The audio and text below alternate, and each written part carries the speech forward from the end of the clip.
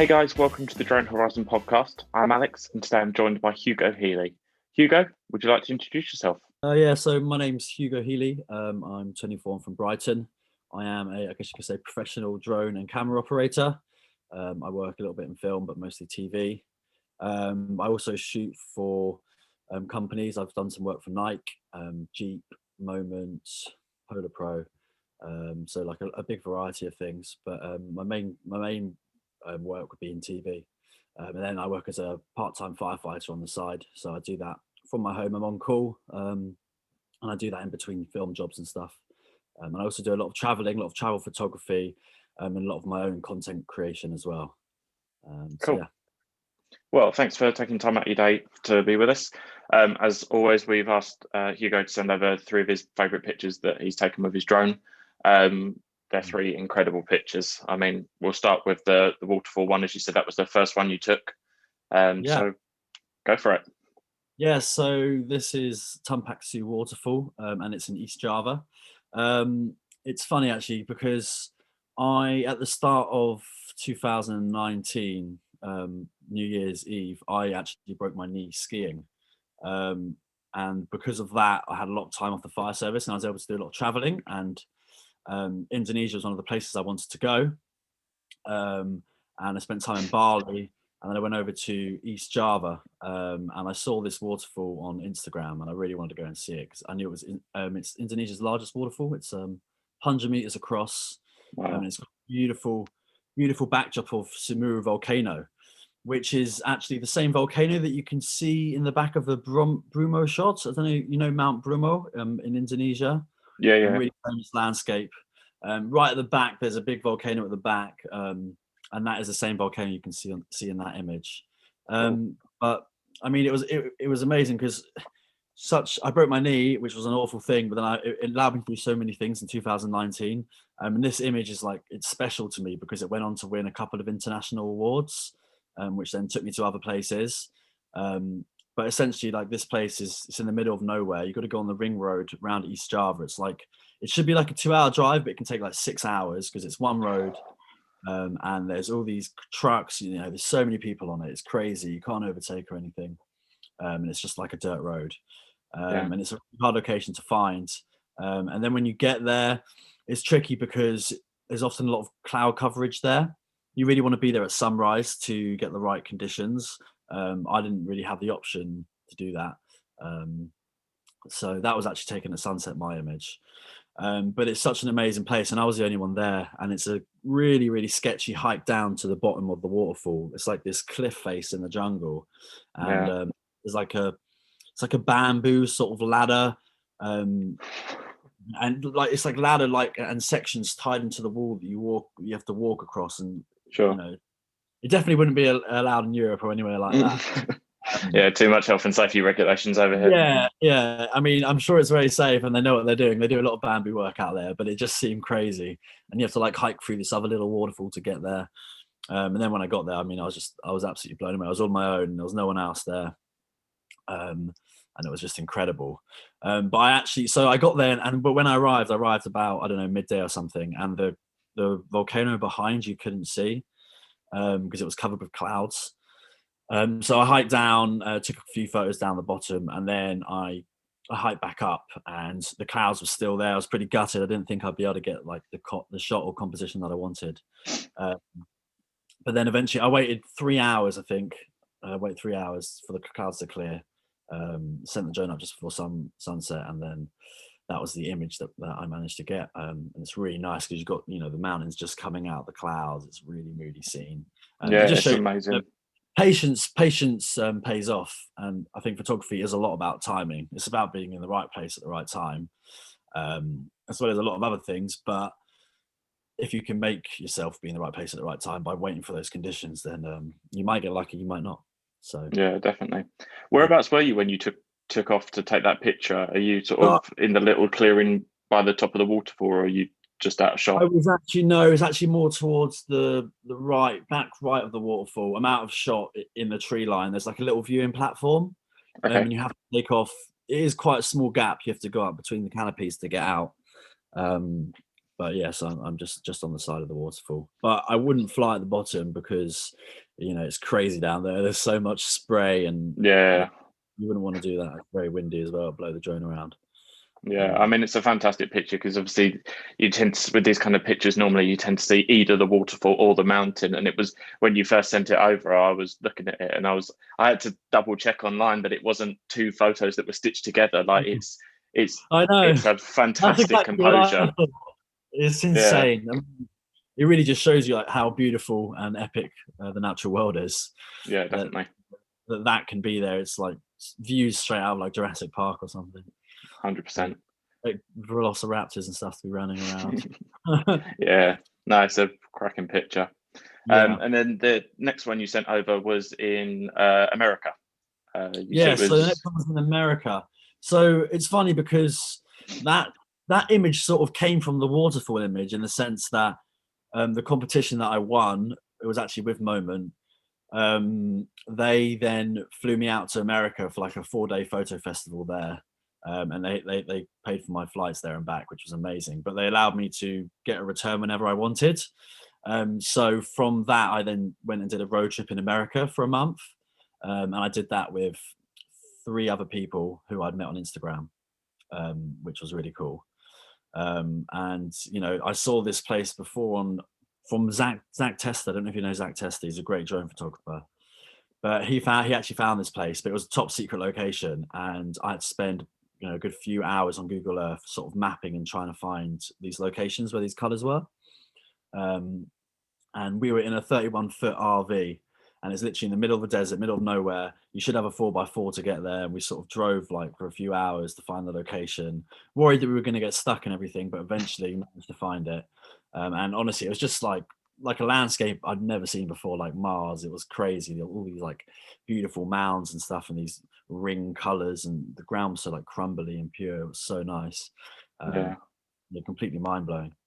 I mean, it's And the name's well deserved. It certainly doesn't look like anything that you'd expect to see on Earth, anywhere. Like it looks so alien.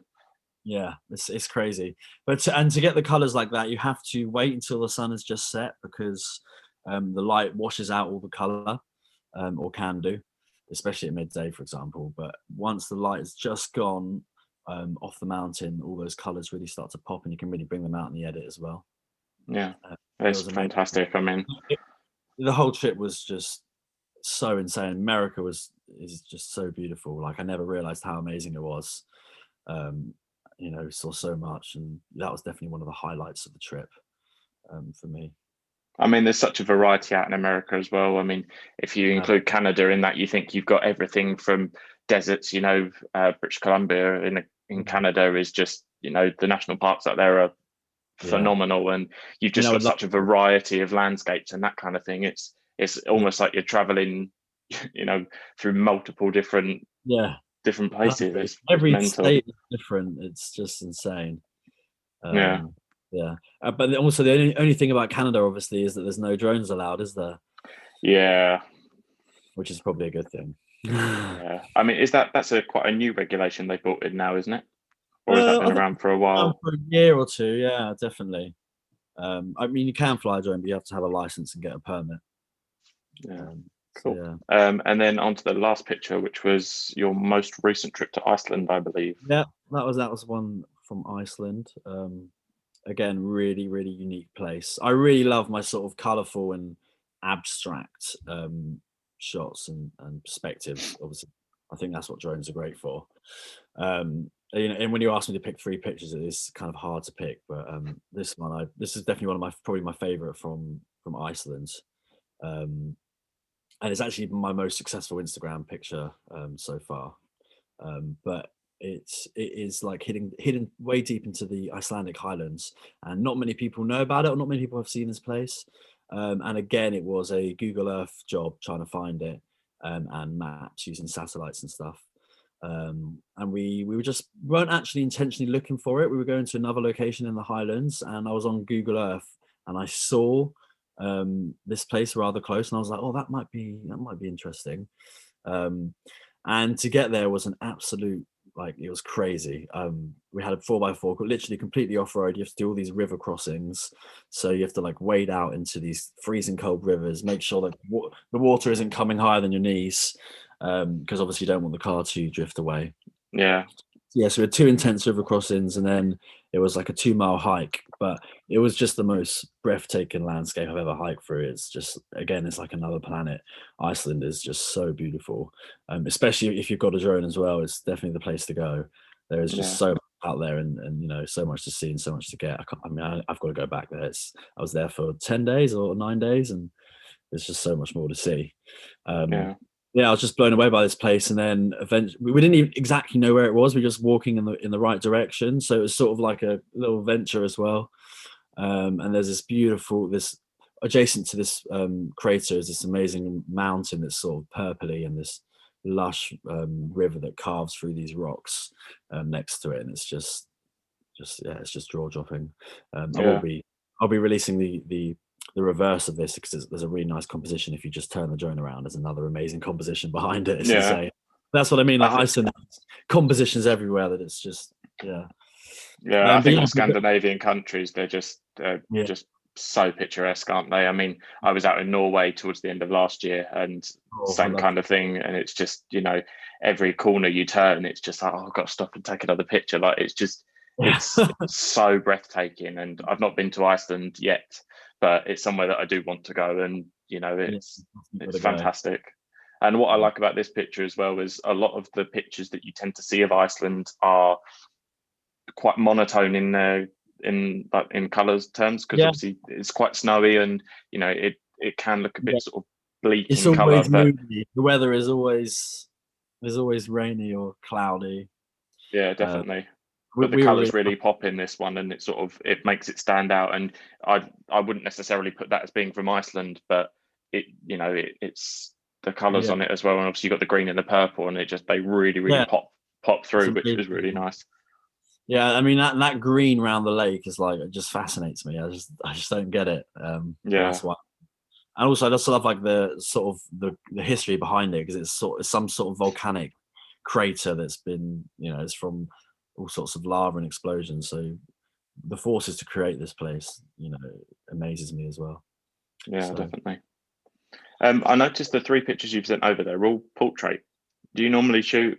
Is that sort of, because obviously drones, I know that you've got a Mavic 2, and obviously that only shoots landscape. The previous, obviously, Mavic Pro shoots portrait as well. But is this sort of, do you tend to shoot portrait shots with your drone, or? So the reason they're all portrait is mainly because I've formatted those for Instagram. And I do have a landscape version of each of them. Although the portrait version of the waterfall one I prefer. So basically, but what it is it's a vertical panorama. So it's a manual vertical panorama, but it just allows me to fit sort of more into the frame. So on the crater one, the landscape version, you don't get as much of the leading line from the bottom, for example. And the waterfall one, it fits better as sort of as a vertical image, I think, just because of the way it's composed. The mark one looks really good as well as landscape. But I just sent over the portrait ones. But I often shoot panoramas and vertical panoramas. So for each image, I'll shoot sort of like an Instagram one and one that will be landscape for me to use. But obviously Instagram is a 4x5 medium, but obviously drone and photography isn't all about Instagram. But in order to get the most engaging image, you kind of want to have that 4x5 crop. And in order to fit everything into the crop, you need to sort of take a multiple, different variety of images at different angles. So I take one looking down at about 45 degrees, then one looking at the middle of the frame, and then one looking at like the sky and the highlights, and you manually stitch those post-production.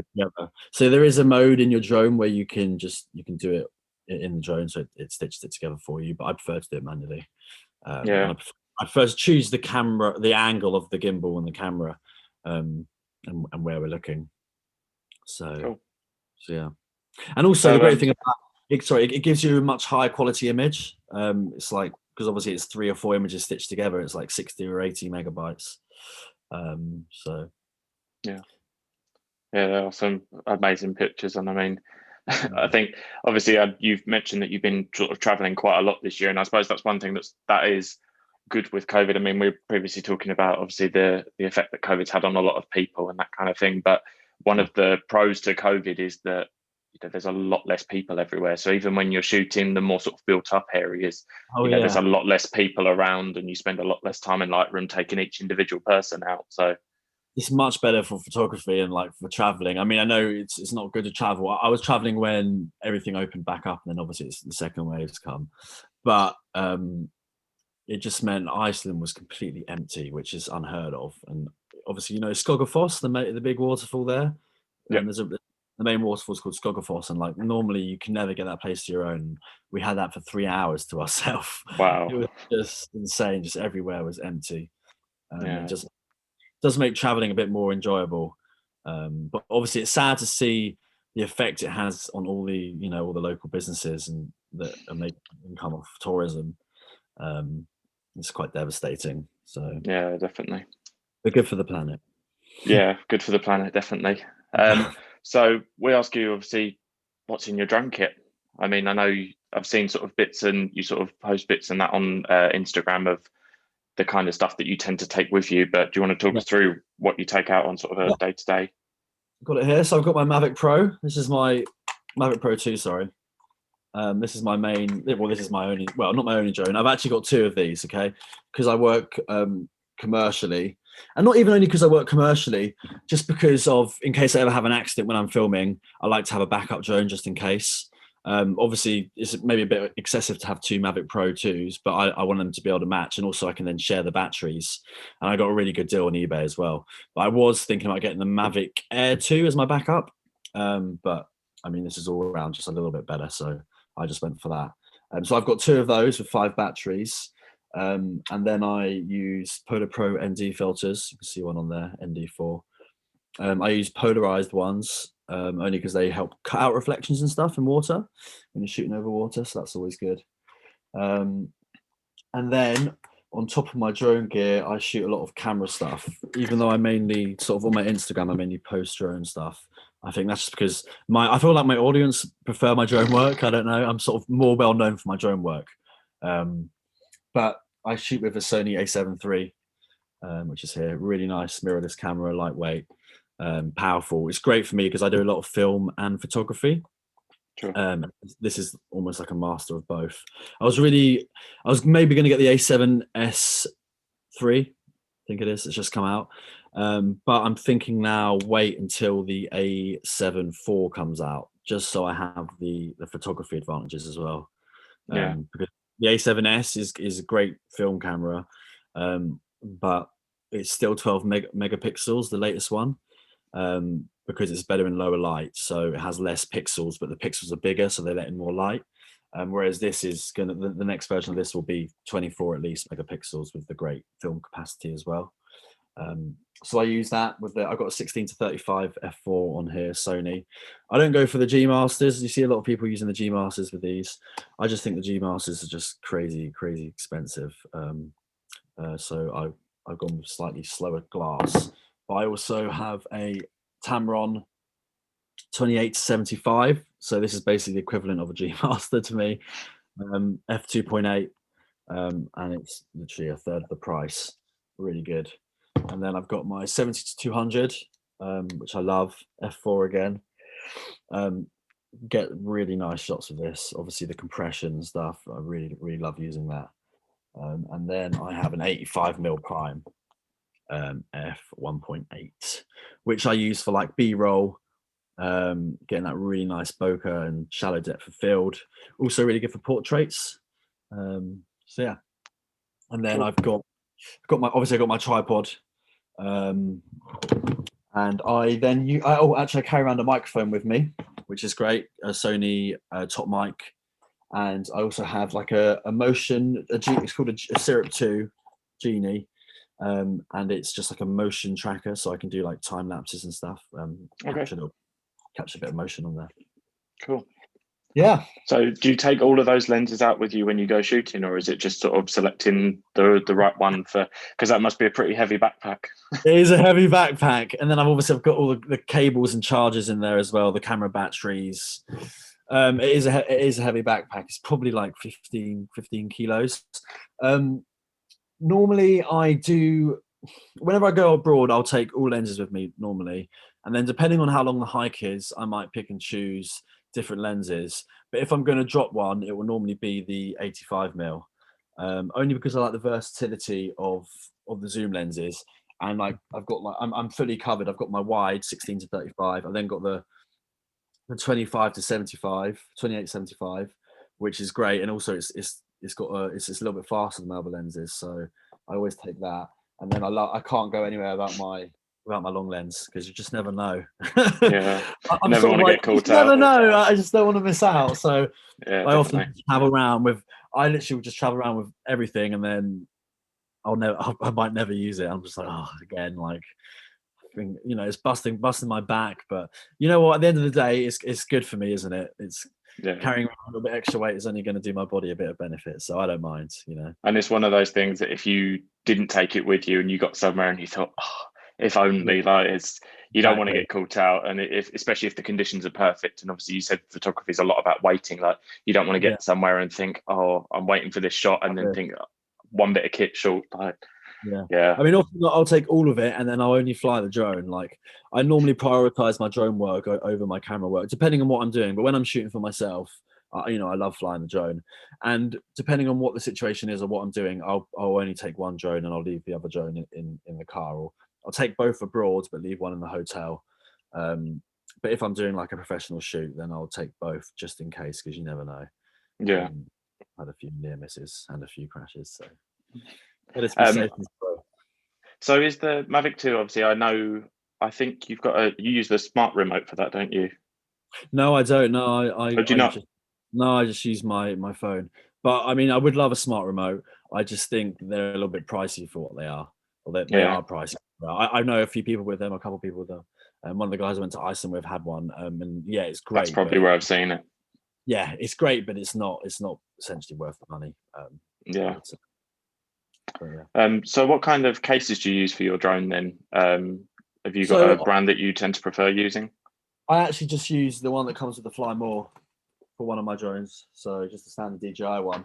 But I also have a backpack that my drone fits in well as well. So normally, if I'm just taking one drone, I will literally just put my drone in my camera bag, and I won't use any cases. But originally, I was using the Polar Pro cases, which are really good. Yeah, Um, I used that for a while, but now I just like to have everything in one bag, really, if I can, and then the second drone just goes around my shoulder if I need it.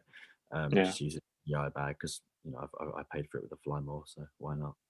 cool. It's actually broken on me as well. So I'm not promoting this bag, but the zip is actually broken off. So I've now got to sort of use this tiny metal thing to up my bag, which is a little Yeah. bit painful.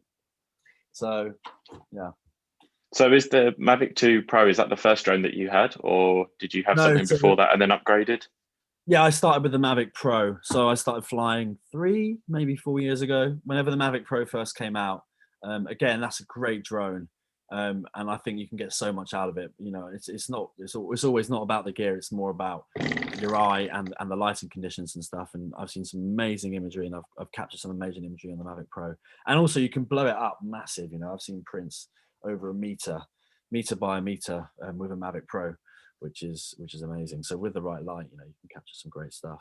But And I I love think still, even sort of today, it's a great drone, even by today's oh standards. yeah, Like, obviously, being definitely. 3, 4 years old, like, it's still a really, really good drone, and you can capture some great pictures with it.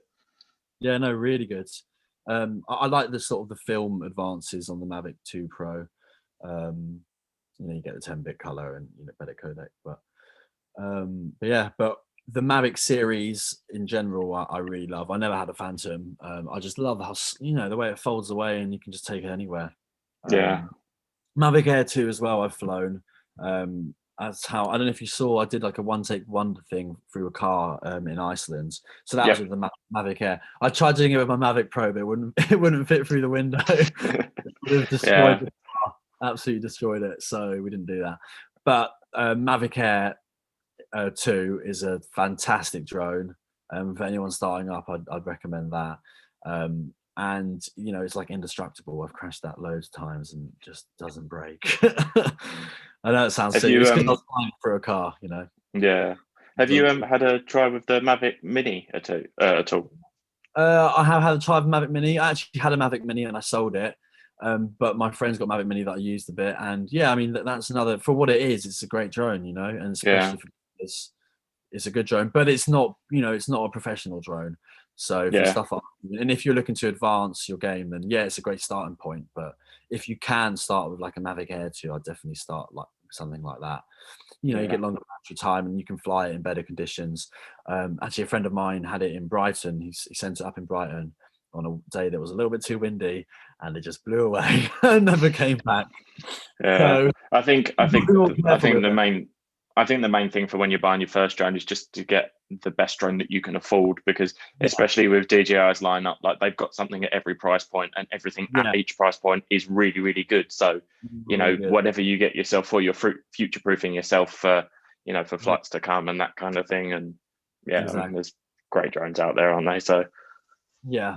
I mean, I'm looking to start flying with bigger drones. I have got some work flying Inspires and stuff, so that would be cool. And doing dual man operations. So I'll be piloting, and someone else will be on the camera. So that'll be cool. I look forward to that. And I'm also starting to get into FPV, and doing a bit of, you know, flight simulators and stuff. I mean, that's a whole nother ball game, isn't it? The FPV stuff. I mean, it's a ball game I've got to jump on. You know, I can't wait. It takes cinematography to the next level. It's just insane, the shots you can get. You know, this isn't so much for photography now. This is purely for my filmmaking, and you know, I can't wait to be able to fly one. As skilled as some of the people that I've seen flying, it's just insane. So with the Inspire stuff, is that something that you've flown already, or is that something that you're sort of working up to? I mean, they're enormous, those drones, aren't they? So yeah, well, Inspire is quite big. It's actually not something I've flown already, even though I've sort of got some work flying one. But I will have like a day before to practice with it. It'll be a company drone, but I know that even though they're a lot bigger, they're really just the same as a Mavic to fly. Once you get it in the air, it's all just the same, really. You've just got to think about, you know, obviously it's a heavier and a much more dangerous drone, so you've got to be even safer with it. Well, not even safer, but just make sure that you are being as safe as you would be, or following all the rules and everything. But obviously there's a shorter flight time, and I can't catch it in my hands. But other than that, it's pretty much the same when it's in the air. You really don't notice the difference, apparently. I'm speaking. I've done a bit of research, and another one of my friends is a really good pilot, and he flies them a lot, and you know, it's just the same. So sure. Obviously, if you're flying with a dual operator, you're now working in a team, so you've got to get used to working with someone and, you know, working together to pull off the shots you want. It's just communication, really. And you can do, if I'm not mistaken, I'm sure you can do 2-person operations with the Mavic 2. You probably can, actually. I don't know. I'm sure I read that somewhere that you can. Surprised. Yeah, I know you can link different controllers, so no reason why not. But the thing with the Inspires is the camera goes 360 degrees, so it can look all the way around. So it's a lot easier with 2 people. You can still fly an Inspire with 1 person and control the camera, just it's more to think about and obviously harder. And you don't want more to think about when you've got that much money up in the air. No, no, exactly. Although they're fairly autonomous. I mean, obviously it returns to home, it will hover. It's not like an FPV drone or some of the bigger drones that hopefully one day I'll be flying, like the Outers that you mount cinema cameras on. All of that is no GPS, and like you have to constantly give throttle. And if you're not giving throttle, then the drone will fall out of the sky. So those are like more like a helicopter then. Exactly. Yeah. I mean, that's what it's the same as an FPV drone. FPV drones, you always have to give throttle as well. That's how they can dive. Literally, when they're diving down the buildings, that's just them falling. Falling out.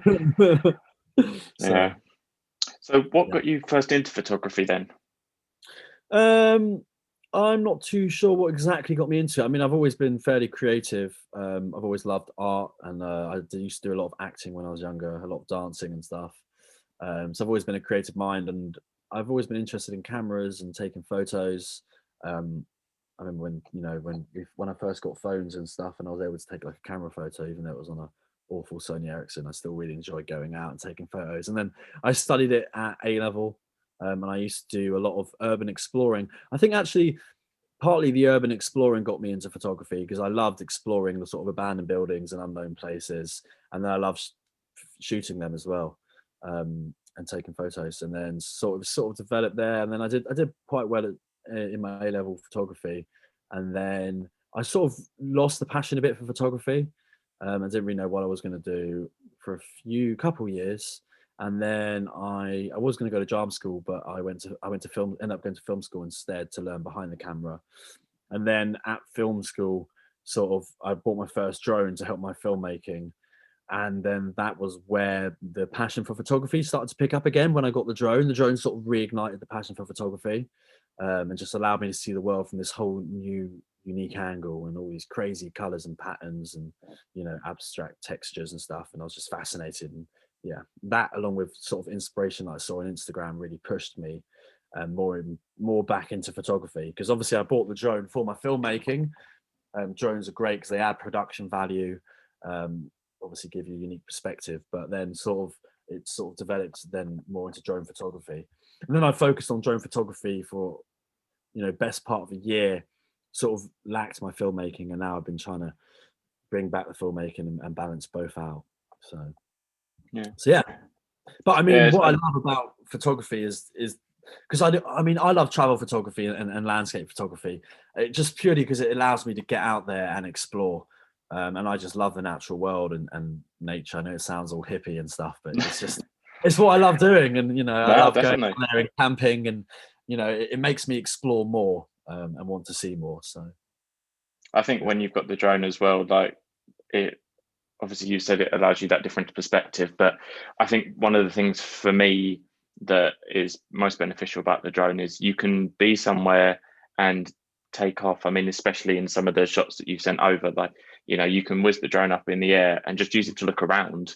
And exactly, just see more. You know, you don't even need to move half the time. You know, you can stay exactly where you are, fire the drone off, and take shots without even leaving where you are. Like, it makes that exploration step up from just obviously being on your feet. So I think they're fantastic bits of kits, and, you know, obviously they're becoming more accessible now and easier to fly and that kind of thing. So yeah, I mean, I've actually used them for location scouting and stuff before, and on music videos as well. I did one in, where was I, Sardinia recently, and we were trying to find an empty beach, and we got up too late, or their call time was too late anyway, and the beach that we were going to had too many people on. So then they were like, "Oh, I just put the drone up, had a look around at the local beaches, and managed to find like a quiet one." So it's awesome for that sort of thing as well. Yeah, just being able to say scout your location and see more. Yeah, I mean, obviously you said you love travel photography. Is there anywhere that you had planned to go this year that, you know, you're having to reschedule, or anywhere that you've booked up for next year? I was meant to go to Japan this year, beginning of this year in spring, but obviously coronavirus cancelled that. Other than that, not really. I mean, I've got my next job is in Saudi Arabia, so that would be cool, and then Dubai as well potentially. But I mean, I've already been there, but that's more for work. In terms of what I want to do, I mean, I want to go to Japan. I'll hopefully go this spring, work dependent. And then I definitely want to go like South America as well. Greenland as well is really up there for me. Yeah. So yeah, but I mean, Iceland had always been up there, but I managed to do that this year, which was amazing. Yeah. With regards to your commercial work, was that something that the brands got in contact with you? Was that as a result of you taking sort of pictures on, you know, for yourself, and then they got in contact, or is it something you got in contact with? It depends. So sort of the Nike stuff, that was from something that they saw online. I did a video with her. She's an artist, and it was all in response to the Black Lives Matter movement. And she released a music video called "I Can't Breathe," and I did a bit of drone work on there. And then that one actually won MTV Video Music Awards, and it just won a European Music Award, which is awesome. Congratulations. Yeah, which is great. Yes. So, but because of that, I think Nike saw some of the footage that I'd shot, and then they contacted me asking if they could use it as well, which is amazing because it was for a Jordan advert. And then the Jeep work I've done, that was them contacting me as well through Instagram. But most of my commercial drone work isn't through Instagram. It's from sort of my TV work, Okay. and just contacts that I've built up over the years. Yeah, so I work because I work as a camera operator. It's most of my work is that, and then it's like the odd day here or there they need a drone operator. Sure. It's it's not so much like drone work all the time. I find drone work it's actually quite hard to get, and it's sort of sparse. It's here and there. Yeah. But hopefully, looking at next year, I'm going to be working more full time drone opping in Saudi and Dubai. But we will see. It's not nothing's confirmed yet. So is that what you prefer? You prefer doing the drone stuff to just sort of the standard DSLR shooting? I like doing both, to be honest. I do prefer drone stuff, and I specialize more in drone, and I'm more known for my drone stuff. So yeah, I think so. Yeah, but I do love shooting camera, so it's hard to say. I mean, if I could do drone every day, I probably would. It's definitely less. Camera operator is quite fatiguing on the body, running around for because I work long shifts. It's 12, 13, 14 hours. Running around with a big cinema camera all day does your back in after a while. Where with a drone, it's just like, just put it, Yeah. So much everyone's like, easier. wow, because it's a drone. They're like, oh my god, it's amazing. So yeah, and also, I mean, drone. If you're a commercial drone operator as well, the wages are good as well. You get a little bit more than you would as a camera operator, which is always good. Yeah. So Cool. So looking back, is there anything any mistakes that you made sort of looking back now and you think, oh, if I could go back in time, I would change this? Sort of any shots that you look back and think, oh, if I'd have just sort of tweaked this kind of thing, is there anything like that? I don't know. I think it's more just the whole learning process for yourself and just developing yourself. I made a lot of mistakes. I'm sure I did a lot of things. I look back now, I'm like, God, why did I do that? Or why did I edit like that? Or why would I shoot like that? But it's all part of learning and developing, and you've got to start from somewhere. But I think in terms of, I mean, I've crashed my drone a few times, stupidly as well. I like to do risky shots, but also on shots that aren't so risky. Just the basic rule, like always keep visual line of sight of your drone, especially if you're flying around trees and you're flying fast. Because I've gone into a couple trees. I'm not going to lie, I've gone into a wall. Yeah. Well, those things do the, tend to jump out on you. So yeah, exactly. And some of these things were it was when I was less experienced as well, when I couldn't fly as well. And it was just, I mean, the first time I crashed was in the first few months of having it, just not being stupid, but just pulling off shots that I couldn't pull off yet. But no, I think it's just I think so much of photography is just about just keep shooting, and shoot everything. Make sure you're shooting at sunrise, sunset. You get such beautiful conditions at sunrise, and there's no one around. And don't just shoot, golden hour. Shoot blue hour as well, and experiment with things. Maybe not so much with the drone, to be fair, but it's just about just keep learning and keep shooting. And then it's a lot about, I think a lot of it with photography is editing and trying to find a style as such. I don't really think about style as much. I just love color and trying to show off the planet in all its glory, and I sort of feel like that's maybe my style. But I think with drones as well and shooting in raw, that editing process is so crucial in bringing out the colors and it's so crucial. Making it what you want. That makes all the difference. You don't want to. So you got to really think about how the colors work together and everything, and it comes naturally to some people and it doesn't for some. But I mean, you can learn so much on YouTube. I personally only really use Lightroom, and it's just adding things like radial filters in and stuff, like highlighting different areas, just thinking about how you're sort of drawing the viewer through the image, and playing with light. But obviously shooting in raw is a definite, you must do that. And if you're not doing that, definitely do that. And then I like to use subjects and stuff a lot in my images.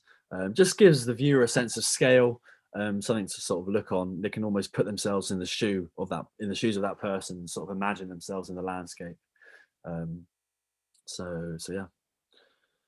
Yeah. With regards, sorry, go on. I'd also say bracketing photos as well is good. It's great. I don't always do it, and it depends what I'm shooting. But obviously, it's really easy to blow out the highlights and stuff. So I normally always shoot bracketed photos, especially if it's something that I know is going to be a good image, or something that I know I'm going to want to print, or is something that's going to be stunning. Just bracket your image. So bracketed image, if anyone doesn't know, is essentially 3 or 5 different exposures. I normally do 3, just because I don't want too many images and too much data. And what happens is it automatically does it. You can set it on your drone, AEB, automatic exposure bracket. It's in the quick smart features or whatever it is. And what it does is it will change the shutter speed of your shot to let in more or less light. So it will take a correctly exposed image, or the image that you expose, so what you've exposed on your screen, and then it will keep the ISO and the f-stop the same, and it will take a shutter above and a shutter below. So it will take a quicker shutter for the highlights, so you get all your highlights correctly exposed, and then the shadows as well. So if there's a big difference between your shadows and your highlights, you'll then be able to merge the photos. You can do it in Lightroom. It will it's one click of a button, and it'll merge them for you. Or you can do it in Photoshop manually if it's not working. But yeah, and it just gives you that more information to play with, better in the edit. You can recover those shadows better, and you can recover the highlights better, and get a cleaner exposure and play with more. So yeah. Sorry. Do you prefer using the AEB to the HDR settings? Because obviously HDR is essentially what you've talked about, but an automated process within the drone. Do you prefer doing the AEB and doing it manually? Yeah, I always prefer to do things manually, personally. And it's the same with all my drone cinematography and filmmaking. I any tracking I do, I normally do manually. I don't really use the tracking modes. I just like to have that manual control. So yeah. Cool. Well, thank you very much for taking time out of your day for us today. Right. It's been really nice chatting to you, and yeah, awesome. I'm sure everyone will be checking out your Instagram and giving you some follows. So it's yeah, thank you for taking time. Yeah, no worries. All right. It's great to see you. Thank you. Speak to you soon.